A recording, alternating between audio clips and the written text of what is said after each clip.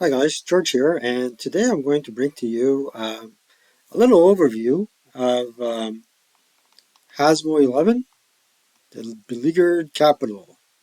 What the heck happened there? There you go. Well, that's the highest I can bring it. So this scenario takes place, it's part of the HazMo 2 package, and it takes place in Bodilla del Monte, Spain. I'm sure I massacred that name. On the 16th of December 1936. Uh, the time is significant because of weather conditions. It's only a seven turn game. Okay.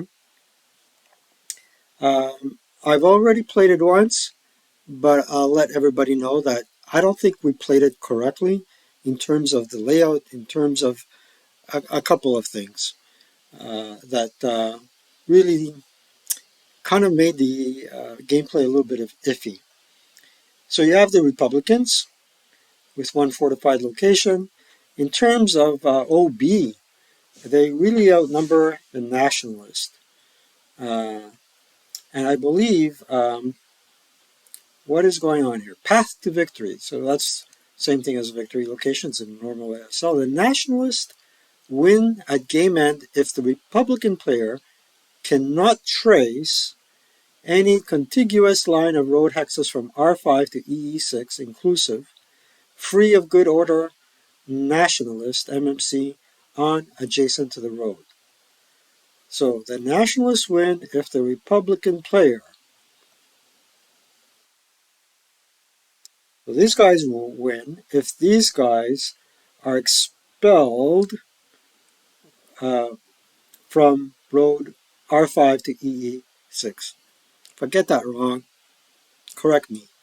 Um, the other thing that is interesting is in the scenario parameters or special rules, as we like to call them. Uh, there is mud, and subsequent to that, the scenario special rules call for all roads on the map to be paved. So that should keep your armored fighting vehicles on the road as opposed to off-road, because then with the mud rules you have to roll for a bog check whenever you go off a paved road, more or less. There are some terrain changes. And in terms of the epilogue or the aftermath, as we undoubtedly know it, um, it was pure mayhem, high casualties on both sides, and the nationalists having paid a frightful toll, quote unquote, in blood for the capture of only a few square kilometers. That's more or less how it turned out when um, I played the game with the land. And I'll give you a brief after action report, but also just give you an overview of how the map looks like and how I'm going to play it solo for a second time. So where do we go from here? Let's go and go to the vassal map. Alrighty. So more or less, this is how I constructed my map, and I believe what is going on here is that uh, the Republicans, let's get our little drawing tool. Let's see, what kind of colors do we have here? Red. Okay.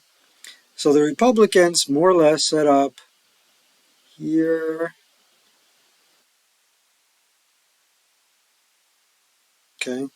They can subsequently enter their reinforcements either here or there. Okay. And now for the uh, nationalist.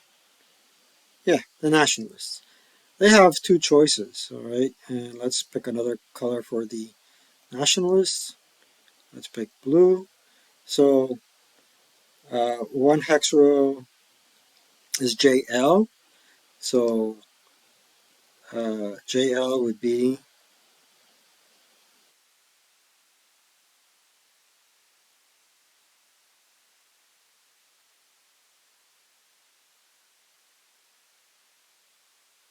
huh, there you go. Right there.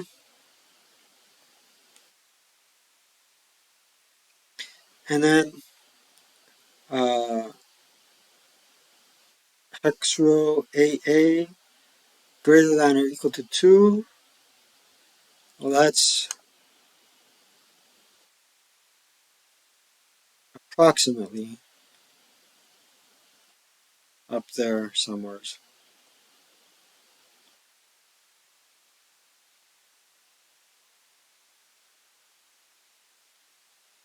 Gee, I'm such a Picasso. So basically, when I played the game, I set up most of my Republican units uh, around here. Oops, let's put that back. Okay, around here. Thinking that the axis of attack would be around from this place. So my opponent counterattacked from this location and that location, embedded himself in here, and then we had a slugfest up here, ignoring the victory conditions, which are in fact, uh, let's pick another color, which are in fact expelling, whoops, expelling the opposing player from this road here. And it was becoming a slaughter because eventually, when the reinforcements arrived, everybody here was breaking. If that doesn't look like hell freezes over, I don't know what does. So that's what happened. Did it happen as per design? I have no idea. It was really something really unpredictable. I had Chuck observe a couple of turns and said, nobody ever played this game before. I think I got a number of things wrong in setting up the initial board. So now I'm looking forward to playing it again, but this time solo, keeping in mind that the ultimate victory conditions is to get your opponent away from this road and seeing what happens. So as I'm looking at the map board, I'm thinking, what's the best way to handle this problem? And there's a lot of thinking to be had here. So that's pretty much it. Yep, I know it's only 7 minutes, but uh, better to say things that are of substance than to say too many things of no substance whatsoever.